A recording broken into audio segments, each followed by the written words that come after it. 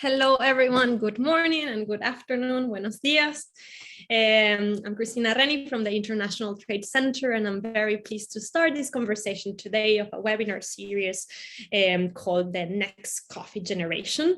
With insights for young professionals who want to join or participate more in the coffee sector. This is one of the activities that the team of Alliances for Action is doing in partnership with the YEI platform, the Youth Entrepreneur Platforms that is also powered by the International Trade Center. So welcome everyone. The first thing I wanted to mention is that we have interpretation to Spanish and French. So if you prefer to listen to this conversation in any of those languages, just choose the word icon that is in the bar here below, and you will be able to do that. Before I present our two speakers and panelists for today, I just wanted to mention that this session, we do it in partnership with many of our partners around the world working in coffee, such as CLAC, Fair Trade Africa, Fair Trade International, ACRAM, which is the Agency of Robusta Coffee of Africa and Madagascar, and last but not least, also with the support of the Organization of African, Caribbean, Pacific States and the European Union. And this series, today we have in our second session, it's also to promote and let you know that as ITC, we recently published last year in October, the 4th edition of the Coffee Guide, the ITC Coffee Guide. So now my colleague Sarah will put the link on the chat so you can access to this. This is a tool that is free and available for everyone, so you can just go on the website and check it out. Now it's in Spanish, but soon, very soon, we will have also French and Spanish translation available for everyone. And what I also wanted to say is that this coffee guide, it's amazing, not only because it has all the tips and very technical, but also very important information about the sector, but it was co-created with different actors across the value chain, across the coffee industry. So we are very pleased that we were working with 70 experts across the network, from producers to private sector, to organizations, to roasters, that joined us into building this new edition of the ITC Coffee Guide available for everyone. So this is why also we wanted to have this webinar series that is targeting youth in the coffee sector.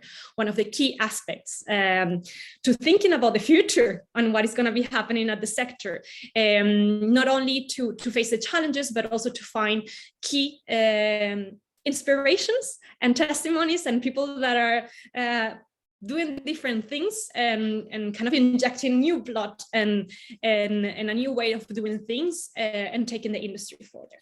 So this is why we're here today in this series of webinars.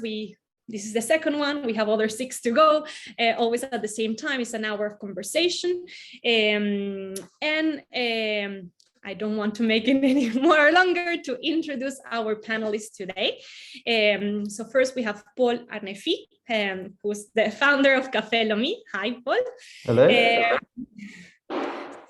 So Paul is a price roaster based in France. So in France, he emigrated from Australia, started his work as a barista, and then jumped into roasting, where he received one of the most prestigious prizes when it comes to coffee or roasting coffee in France, which is the best craftsman of the year in 2018. So it's quite an honor, and this is why we're also very happy to have Paul, because he was one of the contributors of the coffee guide I was mentioning, no young, and also on the roasting side of things.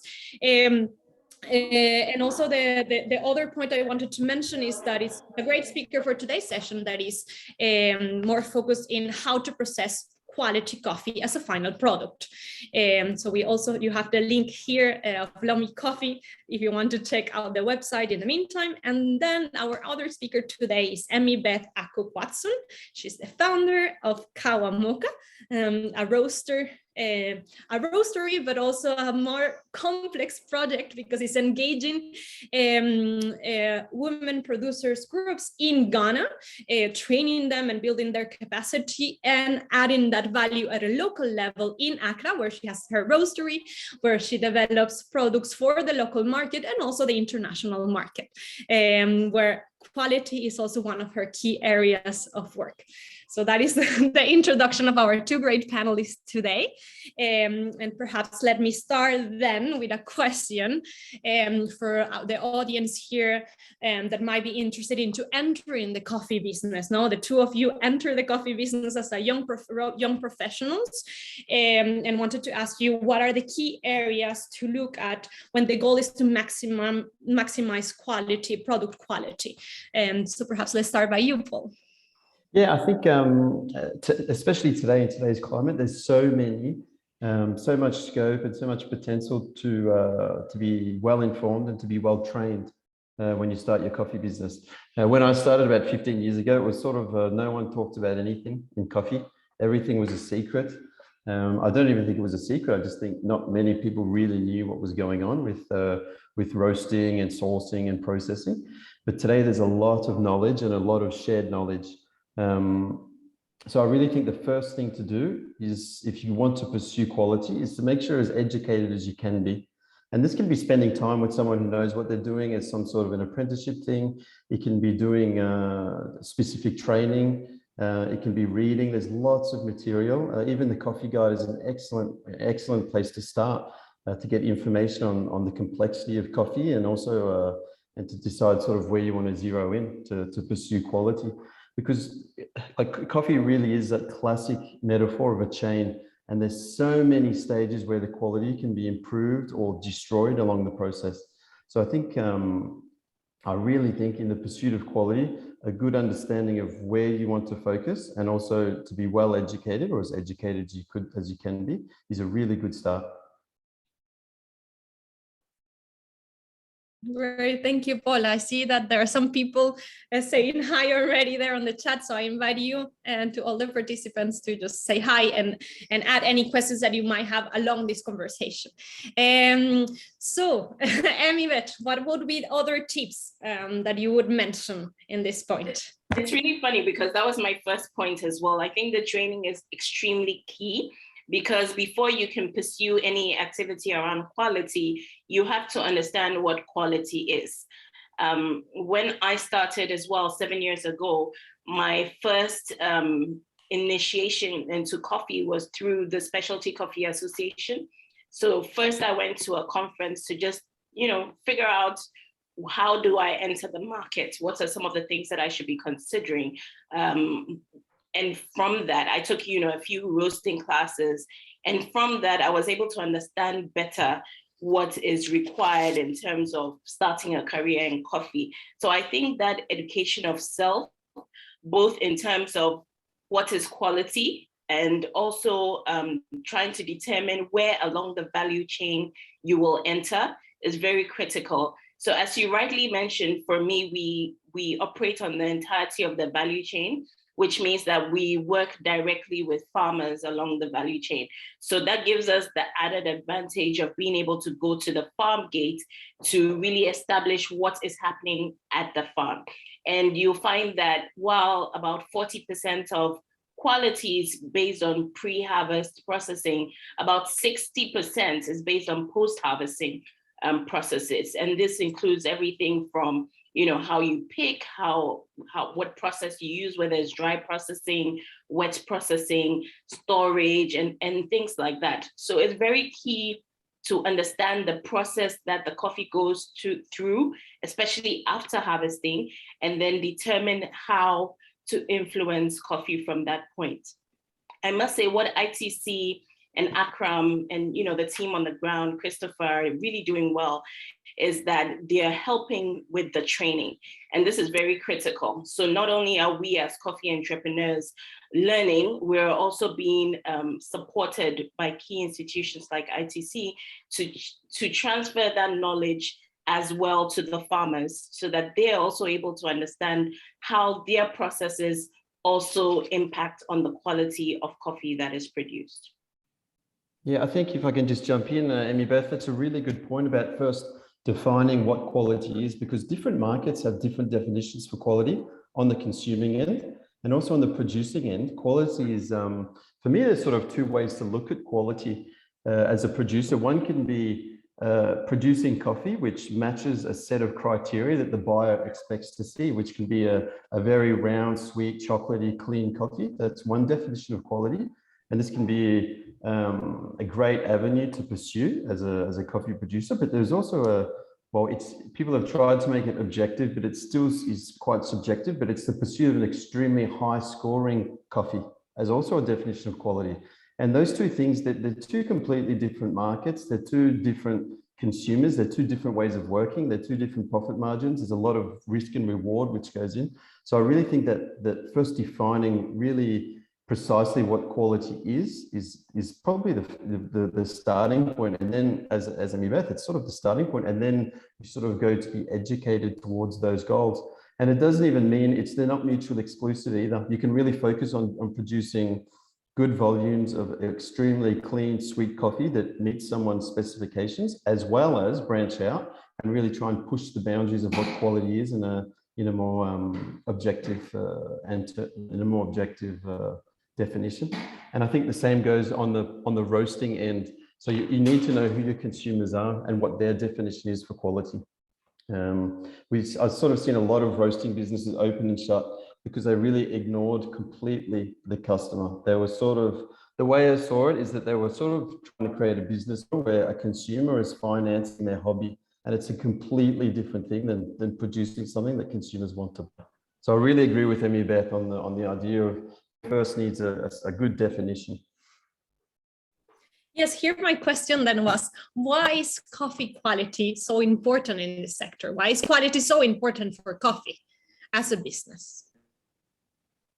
I think as a business, quality is the only way to have customers that are fidel to your business. Quality is the only way that prices for things for producers can improve in the right direction. It's really the only way as well, as especially as a roasting business, to have some sort of stability in your work. Because if the quality is all over the place from one year to the next, you cannot forecast any purchasing. You can't manage your stock. There's so many things that is impacted by the quality of the coffee. So it really is it's the key. Like having a quality coffee is the key. And again, it depends on what that definition is. But the goal should really always be to pursue quality. I can't see any other way forward for the coffee industry other than on the back of quality. And yeah, Paul is right. And to add to that, I would just say that quality is also important. Paul talked about consistency, which is very critical. But I will also talk about the end impact on the cup, because ultimately you want your consumer to have a great cup of coffee, whatever that means to them. But there are certain things that are accepted as influencing the taste or the cup of a coffee in a negative manner. And that's where, post-harvesting processing especially comes into place, and why the quality conversation is so important. So for example, I recently was involved in a workshop where we had to taste coffee with defects. So one of the defects that we had was insect-ridden beans. So this is beans with a high defect of insect boreholes. And we tasted it, and you could clearly taste that, this had certain taste attributes that we did not like. So in pursuing quality, these are some of the things that you would be looking for and removing, so that when the end customer tastes it, they have a favorable impact on their palates. Again, taste is very subjective. So you have people who like, a dark roast, others like a medium roast. Some people want, chocolatey beans, some people like fruity. So that is very subjective. But in the quality conversation, you're looking at consistency and you're looking at homogeneity in your beans to ensure that as much as possible in the process, you're reducing defects that can impact your cup. And in this sense, I mean, Beth, that you're working directly with some producers there in Ghana, you're not managing directly the post-harvesting processes, but you are concerned about quality. So how do you manage that relationship as it's not directly managing quality, and to be aware in that conversation with them? What have you done? What are the, let's say, different examples of things that have happened to you perhaps, and you have to correct and improve together with them? I think a big part of it for us, coming from a producing country, is very fortunate that we can actually go to the farms, because, you know, some roasters like Paul, I'm sure, who's based in France, has to now get a supply from a country that produces. So to an extent, when you're dealing with exporters, they do some of the work that I am doing on the ground. So a very typical example is that when they're harvesting, you know, not stripping the trees. When the cherry becomes ripe, you need to take them off one after the other, because when you strip the trees, for example, you have a propensity to get, for example, green coffee beans, which are not ripe beans, and we want only the ripe cherries. So there's a chance that you would get green cherries if you were stripping the trees. So one of the things we did was just go in and educate that when you strip the trees, not only do you get the wrong products, but also you reduce your yield. Because what happens is that then the tree dies, and it's not that branch dies, and you're not able to get as much yield from your coffee. So, you know, these were things that we were educating the farmers on. We even went so far as to organize what we call the picking team.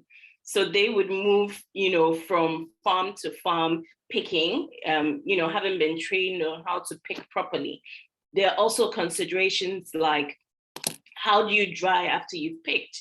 So for some people, they would leave, you know, the ripe cherries in a bag. And then that means with the heat and all of that, they tend to rot. So after they rot, if you dry them, because we do dry processing, it will look like, you know, it is okay. But when you taste it, you will taste, you know, all those defects in the cup. So for us, we were very fortunate because our farming community has been farming for a very long time. So in terms of pre-harvest processes, they're very good at that. Most of it is organic. So that's also very helpful. But just that extra effort in helping them understand why you want certain processes to be implemented and then equipping them to implement those solutions has been very good. And we recently had the Cocoa Board team together with the ITC team as well come to our farm. We have a cooperative with our core women group come and do some training. There were about a total of 72 people, of which about 32 were our farm group. And we had them taste the coffee. So we brewed coffee from ripe coffee beans that had been roasted. And then we brewed with green coffee beans, you know, that had also been roasted. And the farmers themselves, you should have seen their faces. They were like, oh, no, this is not nice. So once you start getting, especially at farm gates, farmers to drink coffee, they begin to appreciate what some of their practices does in terms of the final cup. And they've been very open to learning, to improving, because they also want to sell their coffee. Great, thank you, Mibeth. Paul, I wanted also to hear from your perspective, because you immigrated from Australia, went to France, which is also a new customer profile for you, started your continue your career there as a barista, and then jumped into roasting. How did you see that relationship with quality, with consumer preference, and your understanding on post-harvesting, no? And in that relationship with your suppliers? Yeah, so I think firstly, just on the flavor profiles of the different market, and that France was a very different experience than Australia. I'd say Australia, the specialty market's pretty amazing over there, but I'm talking more culturally. I think the coffee shops are amazing. The culture of coffee in Melbourne, Australia is amazing, but it's honestly been built on the back of cafe lattes. And when you have something that's built on the back of milk drinks, the quality of the actual coffee doesn't really need to be amazing. Like the quality of the preparation and everything's fantastic. But then in France, it was the complete opposite. Nobody's drinking milk coffees. And French people have an extremely, they get a lot of joy in giving you their feedback, especially if it's a critical feedback. like if it's a bit of a negative feedback, and I see that as a real positive thing culturally. So there was a lot of a real focus on roasting and buying really delicious coffees because we knew they were going to be served black, not with milk, and that's sort of it's quite a big shift in terms of how far you need to push quality, because when you're serving someone an espresso or a filter coffee with nothing else in it, you've got nothing to hide behind, and there's no excuses. So the French market was I really love the French market in terms of coffee for these reasons, for this focus on black coffee and this critical feedback, which is pretty much instantaneous. And I think early on in specialty coffee, I've been roasting here for 12 years, and I was roasting in Australia for 3 years before then. And at the start, like a lot of people in specialty coffee, we made a lot of mistakes in the sense that the coffees were too acidic, they were a little bit underdeveloped. We told people when they told us it was too acidic that they just need to educate their palates a bit better. And that was the first few years. And it was a really, looking back at it now, it's really embarrassing because it's not a good way to go about it, because we were making mistakes and then telling our clients that it's their fault because they're not educated. It's the worst thing you can do. So we sort of we went through that very early on, and then we quickly got much more objective about what we were doing and sort of quality we were trying to pursue. And yeah, in terms of processing, especially at the farm level, I'd say 90% of the coffees we buy, we visit the producer. We buy a couple of spot coffees here and there, small bags, but most of the coffees we visit the producer. Some we've been buying from for 7 years, some 2 years. The relationship varies, but we really make a point of visiting and see how the coffee is produced. Especially as a roaster, things like drying is one of the key things we need to focus on. Because if the coffee is dried at too high temperatures, or if it's dried too quickly, that coffee will arrive to us. We'll taste it over there. It will taste fantastic. And then we'll receive the coffee 6 weeks later, and it will already start tasting much less impressive. And then a month later, it will taste like wood. But when we focus on those coffees that have been really well processed, slowly dried, carefully dried, those coffees taste great for 10 months inside our roastery. And there's lots of details like that. We also have to pay a lot of attention to the quality of the ecosystem that the coffee is produced in. And that's just not the environment itself, but it's also, you sort of need to make sure that it's not always easy, but you need to make sure that what you're paying also allows the producer to not only make a profit, but also invest in their farm, because this turns back around in that quality circle. And especially in situations where you're working with a cooperative, it's not an easy thing to discern. But for us, we really are, I don't know how to say, but if coffee is a symphony, which it is, there's a lot of people involved in making it happen. A coffee roaster is just, it's a violinist. It's one of the people sort of playing in the symphony, but like the person orchestrating the whole thing really is the producer, because their choice on cultivar, on terroir, on processing, it really defines the ceiling, how good the quality can possibly be. So we do pay a lot of attention to the coffees that we buy, how they're processed, by who, and in what conditions, because otherwise we just find ourselves with a product that's not acceptable and not something we want to produce ourselves. Yes, Paul, people are loving your metaphor. And I think it's a really important element, no, on how to answer this difficult question, that is, like how to produce quality coffee, no, as a final product. Because you think about only as a final product, but we need to keep in mind the farmers, no, and the key center there when it comes to quality. In that sense, I know you both are roasting coffee. That Emi Beth in Ghana, in Accra, and Paul, you're in Paris. In France. So if you can share with us, what would be the tips that you would give, or what do young professionals that want to add value by roasting coffee in their own countries, especially at origin, what do they need to keep in mind? Beth, I'll let you start so I can just copy what you say. That's a good strategy. I would say to pay attention to production methods, especially if you're at origin. So again, it's a unique advantage for a roaster to be at origin. So pay attention to that. And here you're looking at storage, make sure that your beans are stored properly. You have the opportunity to look at equipment like hulling machines that can then control the amount of broken beans. You have the opportunity to give farmers more incomes by ensuring that they can pick and clean the coffee properly. And then once that is done and the coffees get to the roastery, of course, a key consideration would be the machinery that you use, what your roaster looks like.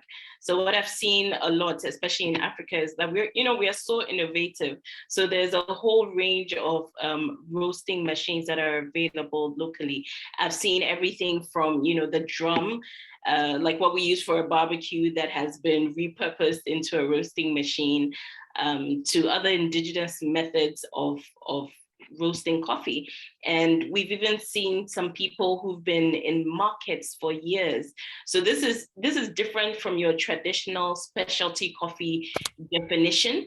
But I find that in every given market, things work in a certain way, and there are certain cultures and norms that you can tap into. So Paul spoke about how in France, it's not based on milk, and you can't hide much of the processes. In Accra as well, we have those who drink filtered coffee, without any milk. We also have those who like their lattes. So in understanding how people drink their coffee as a roaster, you will know how to roast and what quality you would be looking for to enable your customers to really enjoy the coffee that they drink. And for the youth, I would say that we are often also very narrow-minded in terms of the breadth of careers in coffee. But there's so much opportunity and there's so much room for innovation. I've seen so many other products, particularly in the Africa region, being produced from coffee. There are things like skincare, there are things like wine, there are things, what else? Fertilizer that coffee is being used for. And I find this whole range being very unique to the African, our African innovative spirit. So I would encourage the youth in particular to look beyond the traditional coffee professions. Being a barista is also something that's really big, being able to do your latte art, being able to understand how to brew a big cup of coffee. I would also say logistics in there, because there's transporting the coffee from origin to where it's roasted is also a big one that requires some delicacy. So for the youth, I would challenge yourselves to think of coffee more than just the farming, which is a very key component, but there are also other ways. And even to also challenge the youth to go into modernized farming. There are so many new business models that really leverage on youth intelligence, on AI, on IT. So there's a lot of opportunity in coffee for the youth. And I would encourage the youth to look at some of these options as they are considering their careers. It's interesting what you say too, because on the farming side, especially in Colombia right now, over the last couple of years, I've seen a lot of young people going back to the farm, and they're producing incredible coffee because they're market savvy, they're well educated as to how to process coffee properly, and they're really just doing an incredible job. And they've sort of gone back to a situation which wasn't so desirable the last 15, 20, 30, 40 years for good reasons. And they're going back there and just sort of changing the game. Like the coffees coming out of Colombia right now are just really exceptional, because it's this youth blood getting into the business. I expect you'll be saying this about Ghana very soon. I hope so. Prepared origin. Great. So also in this point that you were both mentioning, how many opportunities there is for youth to get involved in the coffee sector. You both had that experience as young professionals of going into the sector. So my question would be, what were the critical challenges you experienced or you saw other peers experience, or mistakes that are usually made by youth run companies, not only perhaps on the roasting sector, that is your experience, but also, Paul, as you're mentioning, you have those contacts in Colombia, and also Beth, I know that you're working with producers, so in that sense, what were those challenges that you experienced, or mistakes you would like to share with us, so people would avoid repeating? Yeah, well, I would say personally, my mistakes mainly, especially early on, you can't just blame it on youth, because early on, I think there wasn't enough critical thinking on my part, which is to basically take assumptions as being correct, or to take industry-wide practices as being the best that exist, and not actually critically think what you're doing, why you're doing it, and how it can be improved. And especially, like, I don't know, like 10, 15 years ago when I started, especially coffee, there was so many things which we take for granted today that weren't being done. Like even grain pro bags became new at some point. Like all of a sudden you started seeing coffee shipped in grain pro bags. And now in terms of a quality coffee, if it's not in a grain pro bag, it's assumed not to be a quality coffee. So I would just say a lot of critical thinking before getting into the coffee business, and not so much listening. It's not that you shouldn't listen to what people say, but you should listen to what they're saying critically, and also to try and judge if this person is telling you something that's correct, or if they're telling you something that they've been told and they're just repeating it. So it's just that idea of being really critical about what you're hearing, and do as best you can to think for yourself. And if the risk reward of thinking for yourself and taking an action is acceptable, then you should definitely sort of go for it. Yes, that resonates with me, and I would echo it. I would also say to challenge yourself not to do necessarily traditional things. Anybody who's setting up a cafe, particularly in Africa, knows that we have very high rents for space. And, sometimes you go in and, you want the nicest space and you want to deck it out. But, challenge yourself to do stuff differently that may not require as much capital to start with. Then you can fail in a smaller manner and then be able to scale better once you've learned the lesson, especially if it's your first interaction with coffee. I remember when we started in a co-working hub. We started with, basically just a table. And then we expanded till we had a space in the front. And throughout all those iterations, we learned so much, everything from what kind of machines to buy, whether to invest in the most trendy coffee machines or to start with something small, what's your supply, and there's always that push to kind of get the nicest things, but it might not always be the most practical given your markets. Some of the things that we were really successful at were, just going from pop-up markets and being able to offer an offering to people at markets, which was novel and people liked it a lot. The other thing that we did that helped us be successful was to look around us to see what we had. And one of the things that Africa has a lot of is flavor and spice and taste. So we infused our coffee with indigenous flavors, such as something called prekese, which is also an autoimmune system booster, dawa dawa ginger, which we know for, helping with colds. And during the pandemic, at the height of the pandemic, it was very useful to see people really appreciate these infusions and be able to have their coffee and get some extra health benefits at the same time. So it's really to look in your environment and see what you have, and don't shy away from, tapping into that as a way of acknowledging your own circumstances. Yes, I think that in perhaps for some of our audience, entering into the coffee sector and thinking about quality can be a bit also overwhelming, no? Overwhelming, because there's also so many things happening and so many also nice things to see, but where to enter and how to navigate that. So maybe, Paul, here's my question to you, because from what you were explaining on how French people drink coffee, but also their expectations when it comes to quality, how did you navigate that? No, this perhaps sense of being a bit overwhelmed or very strong to put in when it comes to that sense of quality. Yeah, I think the best way to navigate it is to get as many interactions as you can and really search out honest feedback about what you're doing. But there's always there's a good tension in that sort of the quality, the coffee quality in France, looking back 10 or 20 years ago, the quality of the green coffee and the quality of the roasting and the quality of the equipment was pretty poor. Like it was sort of objectively not excellent, but culturally they've grown to enjoy a certain type of coffee. And there's this, I think the best way to navigate it was this sort of tension, this push-pull, is to try and make something that's familiar enough for them to recognize as being coffee, but tasting better, obviously tasting better than what they've ever tasted before. And if you can keep that very tight tension, you can slowly pull them in the direction of what's higher and higher quality, objectively speaking. It's like if you can sort of take someone on a journey. So let's say they taste a coffee that's very close to what they like, and then they're slowly going on this quality journey over a 2-year period.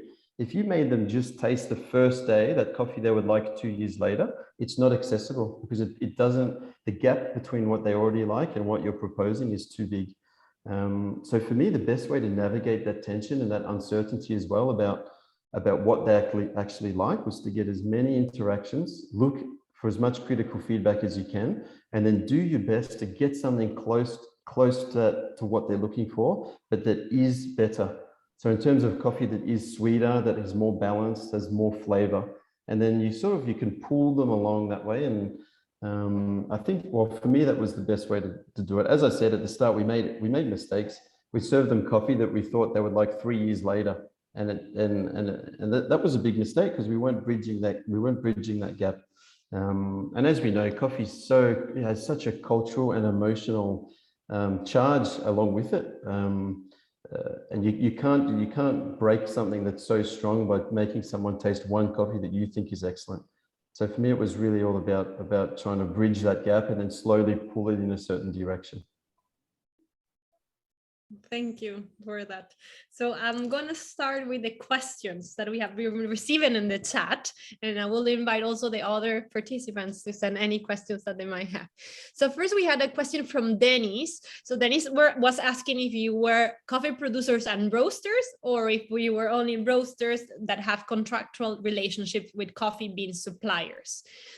You are both roasters, not coffee producers directly, but I understand also Emmy Beth works directly with coffee producers. So you both have, let's say, very much relationships beyond only contractual relationship with coffee producers. I don't know if you want to add anything on that point from your experience. The question was whether we were both producers and exporters and roasters, sorry. And roasters. No, I don't classify myself as a producer, though sometimes it feels like it because you're on the farm with the farmers, you're talking, you're doing a lot of training, there are a lot of visits. But I think our core purpose in setting up the company was to enable existing farmers to have access to market. So if you look at the Ghanaian industry, you'll see that a lot of farmers had coffee, but they didn't have anybody to buy. So very critical to our business model was to provide that access and bridge that gap between what was happening at farm gate and what the consumers wanted. So we do have very deep relationships with the community that go even beyond, just producing coffee to also seeing how we can have a positive impact on the youth within those communities and the young children who are coming up. So it's more of a learning journey where we're learning from each other and trying to complement what each needs as we look to showcase our coffee to the world. Thank you. Paul, I don't know if you want to add anything. Yeah, so we don't really have contracts with green bean suppliers. So the way we work personally is that we buy from the same producers every year. As I said, some relationships go back 7 years, some are 2 or 3 years old, it depends. And every now and then we buy some spot coffees when we need small amounts of different coffees. But basically, we'll tell the producer or the cooperative how much quantity we need for that year. And obviously, we have a very good understanding of the quality expectations. We organize a trip if we can. And that way, we can at least say to a producer, if you can produce this volume of coffee, it's a definite sale, because then they know that they're putting in very hard work for an outcome. Because a lot of producers, you can say to them, yeah, produce quality, go and produce quality. But as Amy Beth sort of said, they also need to be assured that there's someone to buy that coffee afterwards, because otherwise it's a ton of work to maybe end up selling it on the commercial market if they couldn't find an interested buyer. So for us, it's really important that the producers we buy coffee from know exactly how much we're going to need well in advance. So that way we can at least assure some sort of, so it's not a contract per se, but it's a moral contract we go through every year.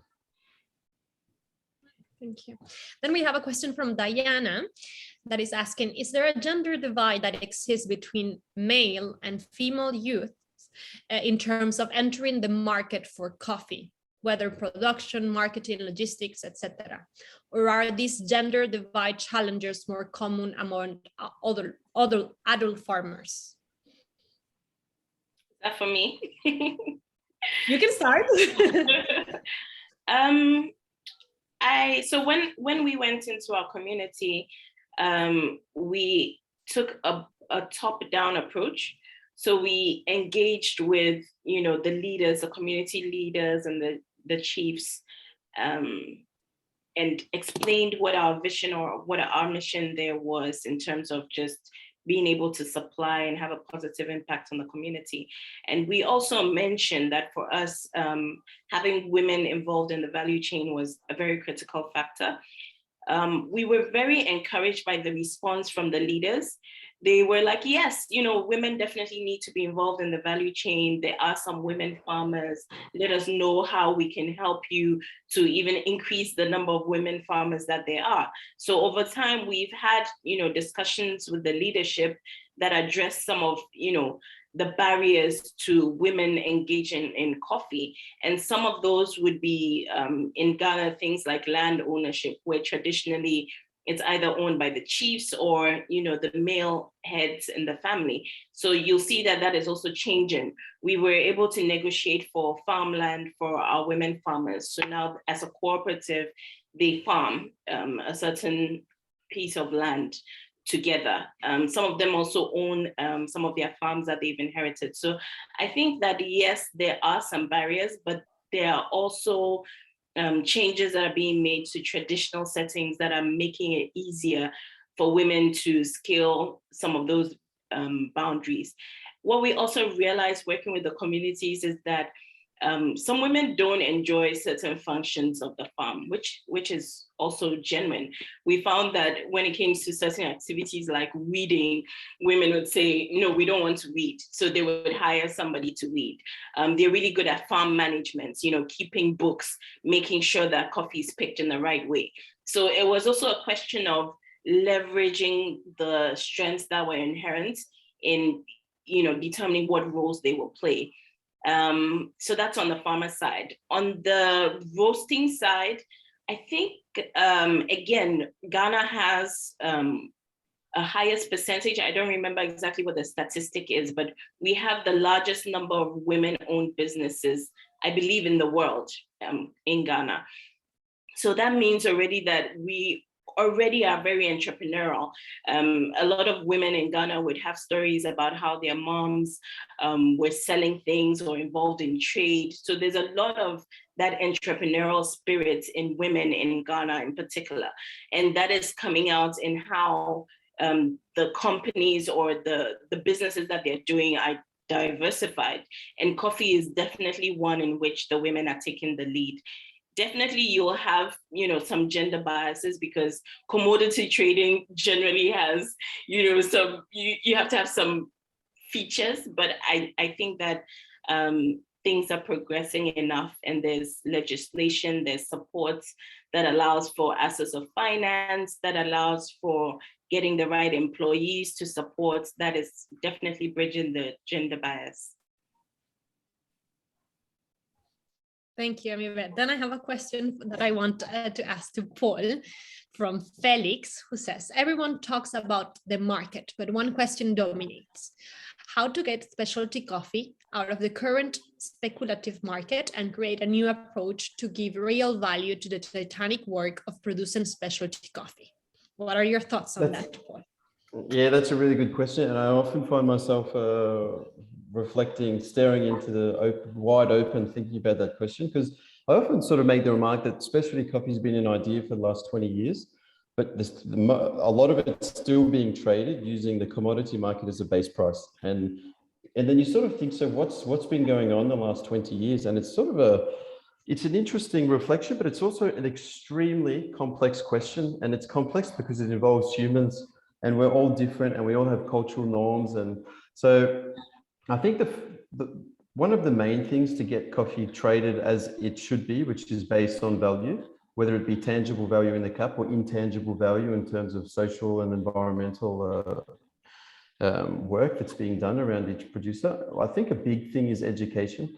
I've seen there are a lot of producers out there that will turn down, let's make up a little scenario. Let's say the market price is $1.20, which we all know is a disaster, but let's say it's $1.20, which it has been in the last 8 years, more or less. You could say to a producer, let's say it's 120 for the last 10 years, then on this certain year, it goes up to 220. There's a lot of producers, you could say to them, I'll give you 280, for example. We know it's still too low, but this is just a hypothetical. We'll give you 280 for the next 3 years, and they'll still take the 220 tomorrow because they just want the cash in their hand. They want cash in their hand and they want certainty, like they physically want to have money in their hand. So I think it involves a process of education, which is on both sides. I think exporters, importers, and roasters haven't done enough work in this regard, that's for sure. And I think there are a lot of producers producing coffee where they don't even know their cost of production. So how on earth do they come up with a price? How do they come up with a price? And then there's also a lot of coffee buyers, whether it be a roaster or importer or exporter, who also aren't interested in paying for inefficient coffee production. There's a lot of producers that produce 3 bags per hectare because they're using very inefficient practices. And without destroying the environment, they could easily bump up to 15 bags per hectare. So I think education, definitely on the buying side, is really important. And education on the producing side is also really important. And education on the consuming side. And if those 3 things can sort of form some sort of triangle where everyone's more or less on the same page, I think eventually it will, much more coffee as a percentage will be traded outside of a commodity-based price. And I think it has to go that way. And again, as we said at the start, I think the only way to justify this is that quality be the vector for the high prices, because there aren't many people walking around who are happy to pay more for an inferior product. So it really has to be on the back of quality. And there are a lot of producers now that give you their price. They know their cost of production. They give you their price and accept it or you don't. And that's fantastic. That's for me, that's a healthy trading relationship where someone knows they have a quality product and they can put a price on what it's worth relative to their effort, to their profit, to the market, and then it's accepted or not. And we're seeing more and more of this in terms of coffee production. And I think that's really good. But it is by far a minority. It's a minority. And like from what I've seen, a lot of coffee production is also done, it's sort of an inherited job that a lot of people are born into, and sometimes it's obviously not a passion. They could be growing coffee or some other fruit, or they could be growing sort of anything. And it's really a difficult subject to communicate to people because they haven't even tasted it. A lot of producers don't even drink or taste their coffee. They don't know what it tastes like. And I've seen countless producers making a cup of Nescafe on their farm. So again, it comes back to education. As Amibe said at the start, just making producers taste what they're producing is an insane sort of moment for them to say, oh, that's what it tastes like. And from here on, you can actually start giving a price. Like if you do not know what your product tastes like, how on earth can you give a price and the market price that everyone else is talking about? So I really think education, and I think the specialty coffee market has to go more into this.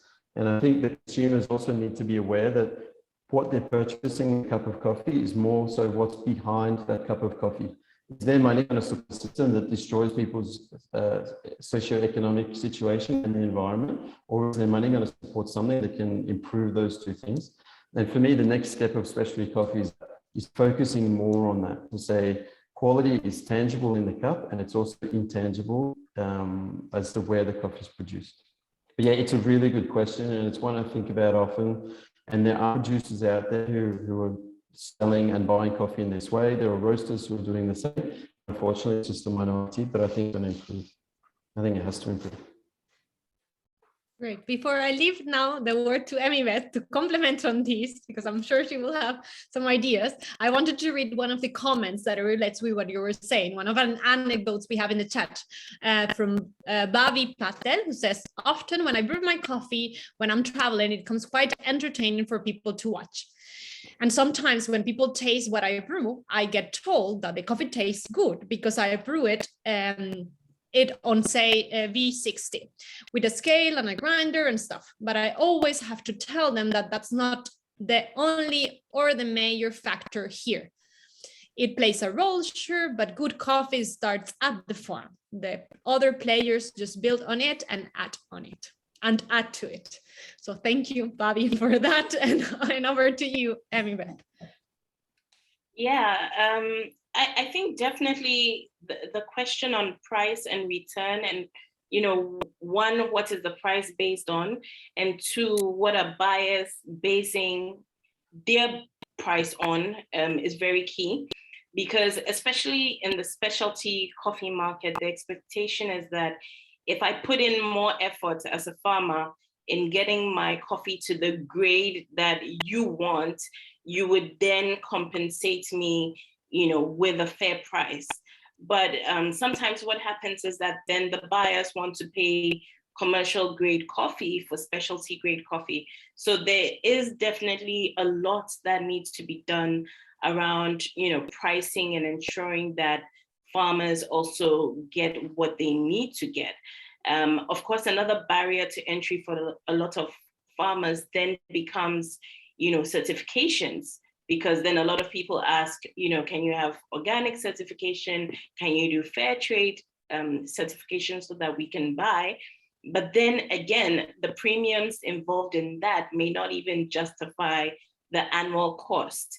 And I think the point that Paul made as well on, farmers really understanding the cost of production on, your acreage. So if you're only doing 3 bags when you have the potential to do 15 bags, that's already a huge gap. So that whole price conversation around quality and quantity of coffee that is being produced is a key one. We haven't gotten completely to consensus, but there are definitely a lot of good ideas on accountability that should improve the relationships between, the farmers and buyers as well in the industry. Good. We have the last 5 minutes, so I'm just gonna ask the last question. That it's more about Emibeth from Manuel Vega. That is, what about the challenge of roasting in origin, at least for European markets, and giving this part of the value chain to the producers? I know, Emibeth, you have that experience because you're roasting at a local level. Tell us a bit more about that. If I understand the question right, I think he's speaking about the farmers themselves roasting. I think if this is... Well, he says in origin, so that would mean, for example, what you're doing. You're roasting in origin, and he says at least for European markets. So do you have any experience of exporting roasted coffee to European markets? What are the challenges also that you've seen in Africa, for example, of doing that? I think the main challenge is, as Paul has said, the difference in taste. Everybody has their taste preferences. So, and it varies from market to market. So, especially in the US market, for example, you'll find that people use certain brewing methods, as we just, scene. So you have more access to your V60s, your AeroPress, your Chemex, your percolators. So there's also an emphasis on what does a coffee actually taste like without milk or sugar. So what they need is also different. So I'll find that, for example, with the US market, there's a portion of it that prefers a medium roast. In Ghana, they prefer a dark roast, and they will maybe add sugar and milk. So the preferences from market to market help determine how you should roast, because again, the quality is one factor, the roasting is another factor, and having the options available can sometimes be helpful, because perhaps somebody prefers a light roast to a dark roast, and then they can choose based on their individual preferences. In terms of the farmers themselves roasting, I think this is potentially the future, as well as we work on adding value at origin. I think as farmers begin to appreciate, what they're doing and adding value, there is potential, especially in terms of logistics and distribution, for some of that to be done direct at the farm. But again, it boils down to training, it boils down to techniques, because you can be roasting for a very long time and still not be an expert, depending on what coffee you're using, depending on how you're roasting, the progressions in machines. So it's a thing you learn by doing, just like latte art. Maybe one day you can't do something, another day you do another thing. And as the years goes by and as new knowledge, there's new research, we have more coffee guides that are challenging traditional thoughts. You find that there'll be changes in markets that we also will react to and respond to as roasters and players in the industry. Thank you, Amibeth, for that. I think it's very, very much important to consider what you're mentioning. I wanted to add also something else here in terms of those challenges and consideration for whoever is looking, if it was manual to export roasted coffee. Roasted coffee is a final product. That is the thematic of this webinar when it comes to quality. But in terms of when it's exporting, it's very different than exporting green beans. And this means that taxes might change according to the country where you want to export. So this is another challenge that you need to check. How are the taxes and the other complexity of the logistics moving around, because it's different to have fresh roasted coffee and than perhaps if the shipment took very long, and especially now with the supply chain disruption is something that you also need to consider. So different factors to take in account. So we're arriving to the final minutes of this webinar, and I wanted first of all to thank our participants for the questions that you were sending here. There was one about pricing and that we don't make it in time to tackle today. But perhaps we will take it for other sessions. As I mentioned, this is a webinar series. We will be here each Wednesday at the same time under the same link. You're already registered that if you're listening to us. These thematics were chosen for each week with a survey that we send across to our network. So if you have any ideas or any subjects like pricing that you want us to address in the next sessions, please don't hesitate to reach to us at alliances@intrasend.org. The other things that we wait for you next week, that we will have a session on innovation called Brewing Innovation with other two panelists that will be speaking about what are the opportunities for youth to innovate in the coffee sector, or also how you can track the innovations that are happening in the coffee sector. As Paul was mentioning, things are changing so fast and in different places around the world. So how to keep your eyes open into that while you're learning also perhaps the basics. As Amibeth was saying, you're always learning when it comes to working in the coffee sector. So I wanted to thank once again Amibeth Watson from Kawa Mocha in Ghana and Paul from Café Lomi in France to join this conversation. It was a pleasure for us. This session has been recorded, so we will share it with last week's session to all the people registered. So you will be receiving this link in case you couldn't follow the whole webinar or your connection was not good, you can check it just after this with the rest of the session. So thank you very much. You can also follow us on Instagram at Alliances for Action, 4 in number, as my colleague Sara is mentioning here, to stay tuned to other activities that we're doing as ITC, and also in the promotion of the coffee guide, which is again a resource and a tool that is open and free for everyone to have. Thank you very much, Paul and Emibeth, and everyone for joining us. Thank you. Thank you. Bye-bye. Bye. Bye.